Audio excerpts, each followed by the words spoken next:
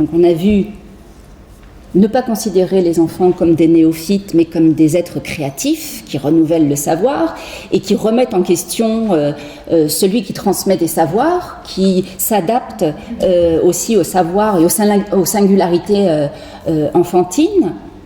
L'apprentissage doit se faire dans la vie quotidienne, parce que sinon il est décorrélé de la vie quotidienne.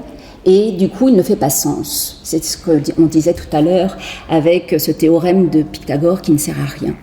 Et pourtant, vous avez vu comment on peut mettre ce théorème de Pythagore en activité dans quelque chose qui peut du coup produire du sens. Donc comment finalement on peut prendre des éléments et faire sens autrement que par l'obligation de la répétition. Donc l'apprentissage, en effet, dans la vie quotidienne, et puis l'environnement, troisième plan.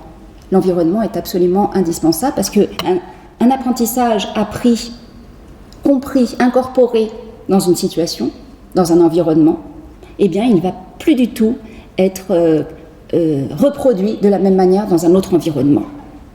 Tout d'un coup, on pensait savoir et on se retrouve décontextualisé. Et dans cette décontextualisation, eh bien, le savoir est perdu. Donc c'est quelque chose, du coup, qui fait que le savoir, il ne peut être qu'incorporé, parce que le corps, c'est l'environnement de l'individu.